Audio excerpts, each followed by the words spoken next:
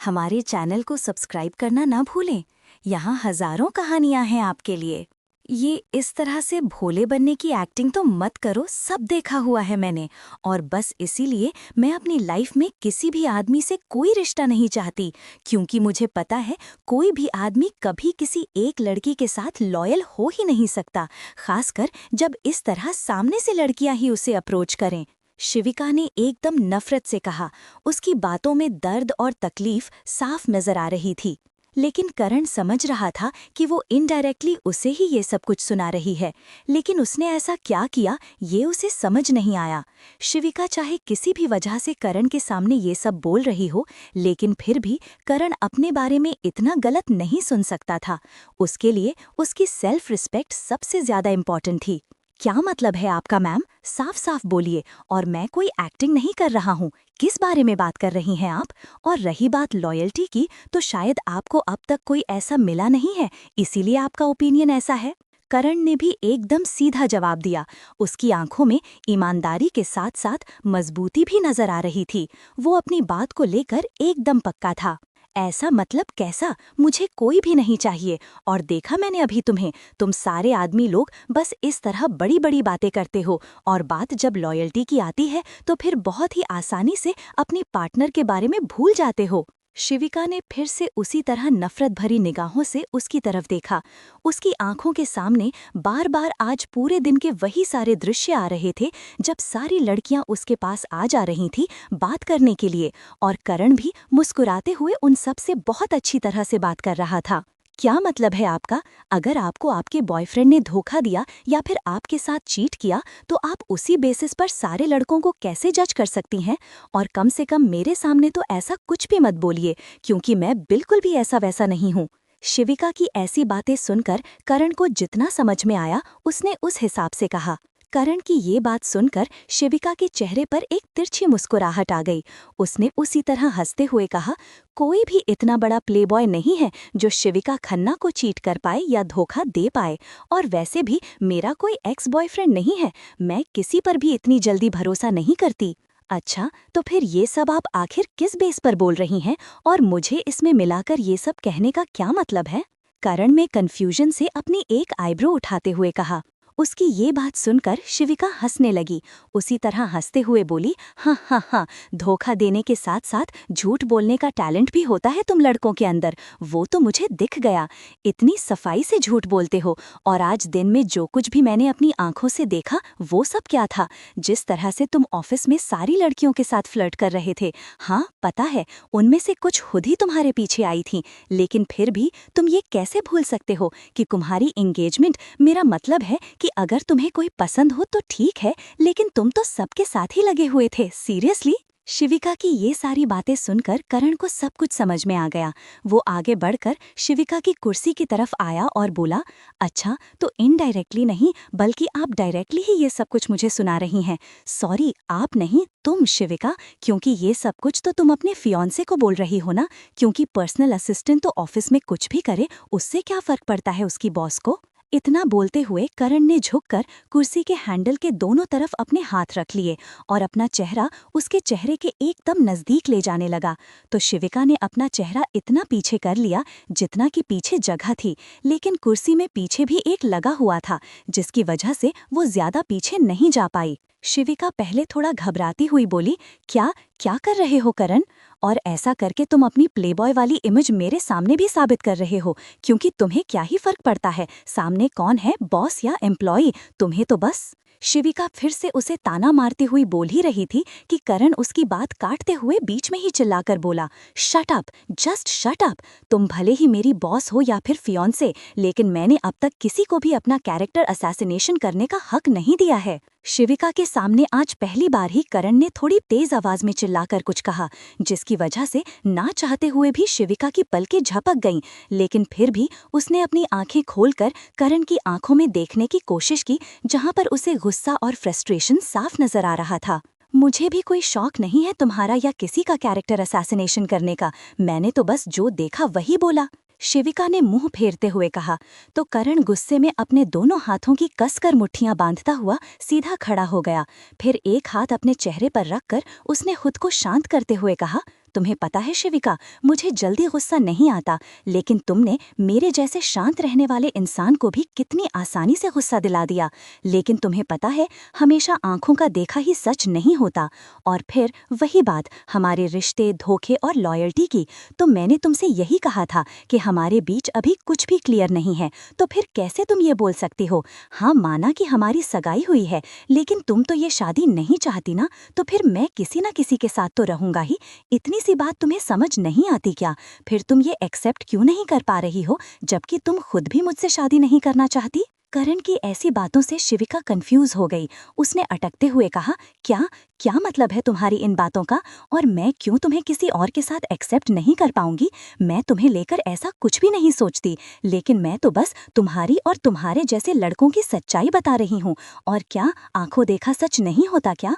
तुम सब लड़कियों से बातें नहीं कर रहे थे आज? रिश्ता क्या है हमारे बीच जो तुम इस तरह के सवाल कर रही हो? और क्या मैं किसी से बात भी नहीं कर सकता? वैसे भी हम सब कलीग्स हैं, और अगर मैं उनके साथ अच्छी तरह पेश आता हूँ तो तुम्हें इतनी प्रॉब्लम है मिस शिविका खन्ना? याद रखो, हमारी सिर्फ एंगेजमेंट हुई है, मैं तुम्हारा पति नहीं हूँ, तो प्लीज उस तरह से बर्ताव मत करो। करण जानबूझकर ये सब कुछ कहा जिससे कि शिविका को बुरा लगे और वो अपने मन में चल रही बातों को लेकर क्लियर हो पाए, जिससे कि उन दोनों के बीच ये कंफ्यूज्ड रिलेशनशिप ना रहे और वे दोनों कम से कम किसी नतीजे पर तो पहुंच पाएं। मुझे मुझे कोई शौक भी नहीं है तुम्हारी वाइफ या कुछ भी बनने का। तुम्हें जो करना है करो। मैं मुझे लेट हो रहा है। इतना बोलते हुए शिविका ने सामने टेबल पर रखा अपना पर्स उठाया और करण के साइड से निकलकर तेजी से उस केबिन से बाहर चली गई, क्योंकि उसे खुद भी समझ में नहीं आया कि सिर्फ उन लड़कियों के साथ बातचीत करता देख उसे इतना क्यों बुरा लग रहा है कि वो अब तक सिर्फ उसके बारे में ही सोच रही है। और इतनी सी बात को लेकर उसने करण को कितना कुछ सुना दिया, जबकि उन दोनों के बीच का रिश्ता भी अभी क्लियर और रियल नहीं है, और उनके फ्यूचर में क्या होने वाला है और क्या नहीं, इस बात को लेकर भी उन दोनों में से कोई श्योर नहीं है। क्रमशः हमारे चैनल को सब्सक्राइब करना ना भूलें। यहाँ हजारों कहानियां हैं आपके लिए। शिविका वहाँ केबिन से निकलकर सीधा पार्किंग एरिया में खड़ी अपनी कार में बैठी। उसने ड्राइवर से घर चलने को कहा। ड्राइवर ने कार स्टार्ट की। पीछे बैठी शिविका ने दोनों हाथों से अपना सिर पकड़ लिया। शिविका, ये क्या कर रही थी तुम? किस तरह का बर्ताव था ये? तुम एक इतनी बड़ी कंपनी की सीईओ होकर ऐसा कैसे कर सकती हो, वो भी किसी एक लड़के के लिए? ये सवाल शिविका अपने मन में कर रही थी। कार अपनी रफ्तार से घर की ओर बढ़ रही थी। कार की खिड़की खुली हुई थी और शिविका बिल्कुल किनारे बैठी थी। कार की खिड़की से आती हवा से उसके बाल उड़कर उसके चेहरे पर आ रहे थे, लेकिन वो अपनी सोच में डूबी हुई थी। उसे इस बात पर ध्यान ही नहीं था। ये सब कुछ सोचते हुए आखिरकार उसने गहरी सांस ली, फिर थोड़ा पीछे होकर सीट से टेक लगाई और अपनी आंखें बंद कर लीं। शिविका समझ नहीं पा रही थी कि उसने करण से वो सब कुछ क्यों कहा था। करण के सवाल और उसका व्यवहार, ये सब सोचकर अब शिविका को खुद पर गुस्सा आ रहा था। थोड़ी शर्मिंदगी भी हो रही थी। वो सोच रही थी कि अगले दिन करण का सामना कैसे करेगी। आज तो वो उसे इग्नोर करके भाग आई थी, लेकिन वो तो उसके साथ ही काम करता है। वो उससे इस तरह बच नहीं सकती थी। ये सारे सवाल मन में आते ही शिविका ने अपनी आंखें खोली और धीमी आवाज में बोली, ये मैं इस बारे में इतना क्यों सोच रही हूँ और घबरा क्यों रही हूँ उसका सामना करने की सोचकर? आखिर मैंने ऐसा भी कुछ नहीं कहा, मैंने बस कुछ सवाल किए थे। और वैसे भी मैं उसके बॉस हूँ, वो मेरे खिलाफ तो नहीं जा सकता। You are Shivika Khanna girl, तुम इस तरह से कब से सोचने लगी? जस्ट बी योरसेल्फ, और ऐसा कुछ भी नहीं हुआ है। Keep cool and don't over think. अपने आप से ये सब कहने के बाद शिविका को थोड़ी राहत महसूस हुई। वो आराम से सीट पर बैठ गई और अपना मोबाइल फोन निकालकर किसी का नंबर डायल करने लगी। करण अभी भी ऑफिस में था, शिविका के केबिन में। शिविका के चले जाने के बाद भी वो सारी बातों को समझने की कोशिश कर रहा था। शिविका का इस तरह से उसे इग्नोर करके चले जाना उसे समझ नहीं आया था। लेकिन फिर उसने घड़ी देखी, रात के 9 बजने वाले थे। ये देखकर वो शिविका के केबिन से बाहर निकला और अपना सामान समेटने लगा। वो ऑफिस से निकलने की तैयारी करने लगा, क्योंकि अब तक ऑफिस में वॉचमैन के अलावा कोई भी नहीं था। करण ऑफिस से बाहर निकला और टैक्सी करके सीधा अपने घर वापस आ गया। उसके दिमाग में भी बहुत कुछ चल रहा था, लेकिन फिलहाल ऐसा कोई नहीं था जिससे वो अपनी मन की बात कर सके। उसका छोटा भाई समर भले ही उससे क्लोज है, लेकिन फिर भी करण उससे ये सारी बातें नहीं कर सकता था। ड्राइवर ने घर के बाहर कार रोकी। कुछ मिनट बीत गए, लेकिन शिविका पता नहीं कहाँ खोई हुई थी। उसे न तो कार रुकने का पता चला और न ही घर पहुंचने का। वो अभी भी कुछ सोचती हुई कार के अंदर बैठी हुई थी। तभी ड्राइवर की आवाज़ उसके कानों में पड़ी। मैडम, हम घर पहुंच गए, कहीं और चलना है क्या? ड्राइवर ने ये सवाल इसलिए किया क्योंकि शिविका इतनी देर बाद भी कार से बाहर नहीं निकली। ड्राइवर को लगा कि शायद वो कहीं और जाने के बारे में सोच रही है। लेकिन रात काफ़ी हो गई थी और इस वक्त शिविका ऑफिस से घर ही लौट कर आती है। लेकिन नॉर्मली वो इतना डिस्टर्ब नहीं रहती कि उसे ऐसी छोटी छोटी बातों का भी पता न चल पाए। ड्राइवर की आवाज़ सुनकर शिविका ने इधर उधर अपना सिर घुमाया और फिर खिड़की से बाहर देखते हुए बोली, अच्छा हाँ, घर आ गए हम। शिविका का ये बर्ताव ड्राइवर को बहुत ही अजीब लगा, लेकिन उसने कुछ नहीं कहा। शिविका ने अपनी तरफ का दरवाज़ा खोला और घर के अंदर चली गई। शिविका घर के अंदर आई। उसने हॉल में अपने पापा को देखा। उनके साथ उनकी केयरटेकर नर्स भी थी। उन लोगों को पूरी तरह से इग्नोर करते हुए शिविका सीढ़ियों की तरफ बढ़ गई। उसका कमरा पहले फ्लोर पर था और वो अपने पापा से नाराज़ भी थी। सीढ़ियाँ चढ़ते हुए उसने अपने कमरे के बगल वाले कमरे से आती हुई एक आवाज़ सुनी। वो अपने कमरे में जाने से पहले उस कमरे की तरफ बढ़ गई। ये उसकी बेटी काव्या का कमरा था। कमरे के अंदर काव्या की केयरटेकर नानी ज्योति उसे खाना खिलाने की कोशिश कर रही थी, लेकिन काव्या जिद कर रही थी और दूसरी तरफ मुंह घुमाकर बैठी हुई थी। नहीं नहीं आंटी, मुझे खाना नहीं खाना है, मैं मम्मा के हाथ से ही खाना खाऊंगी। कोई भी मुझसे प्यार नहीं करता, मम्मा भी नहीं। वो आज सुबह मुझसे मिले बिना ही चली गई। 4 साल की काव्या अपनी तोतली जबान में शिकायत कर रही थी। शिविका को सब कुछ साफ समझ आ रहा था। ऐसा नहीं है बेटा, तुम्हारी मम्मा तुमसे प्यार करती हैं और सब लोग तुमसे प्यार करते हैं। तुम्हारी मम्मा को कोई जरूरी काम होगा, इसीलिए वो जल्दी चली गई। ज्योति ने काव्या को समझाते हुए खिलाने की कोशिश की, लेकिन काव्या अपनी जिद पर अड़ी हुई थी। शिविका दरवाजे से अंदर आई और उसने ये सब कुछ देख और सुन लिया। तभी ज्योति की नज़र शिविका पर पड़ी। शिविका ने उसे इशारे से वहां से जाने के लिए कहा। ज्योति ने शिविका का इशारा समझा और वहां से उठकर दरवाजे की तरफ आई और कमरे से बाहर चली गई। ज्योति के जाते ही शिविका ने दरवाजा बंद किया और कमरे के अंदर आकर काव्या के सामने बैठ गई। काव्या अभी भी मुंह फुलाकर दोनों हाथ सामने बांधे हुए अपना चेहरा दूसरी तरफ करके बैठी थी। उसने सामने नहीं देखा था, इसलिए उसे पता नहीं चला कि ज्योति वहां से चली गई है और उसकी जगह शिविका अब वहां पर बैठी है। शिविका ने भी कुछ नहीं बोला, चुपचाप सामने रखे खाने में से एक चम्मच चावल उठाया और उसे काव्या के चेहरे के सामने बढ़ाते हुए बोली, अच्छा, मम्मा के हाथ से तो खाओगी ना कभी? शिविका की आवाज़ सुनकर काव्या ने उसकी तरफ देखा और अपना मुंह खोल दिया।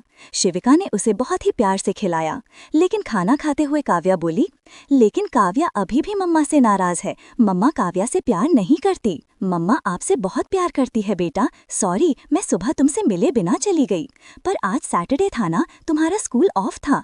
मैंने तुम्हें जल्दी नहीं जगाया क्योंकि तुम सोते हुए बहुत ही क्यूट लग रही थी, इसलिए। शिविका ने प्यार से काव्या के गाल पर हाथ रखते हुए कहा, no means no, Kavya is hurt. Kavya ने फिर से उसी तरह नाराजगी से कहा।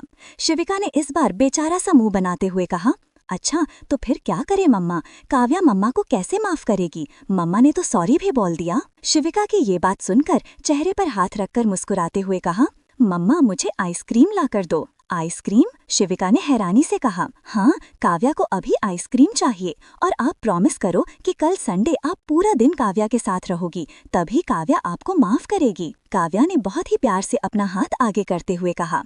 शिविका ने उसे प्यार से गले लगाते हुए बोला, ओके प्रॉमिस मेरा बच्चा, लेकिन अभी पहले खाना फिनिश करो, उसके बाद मम्मा तुम्हें आइसक्रीम देगी। शिविका की ये बात सुनकर काव्या खुश हो गई और मुस्कुराते हुए उसके हाथ से खाना खाने लगी। उसे खुश देखकर शिविका के चेहरे पर भी मुस्कुराहट आ गई और कुछ देर के लिए वो अपनी बाकी सारी प्रॉब्लम्स भी भूल गई। क्रमशः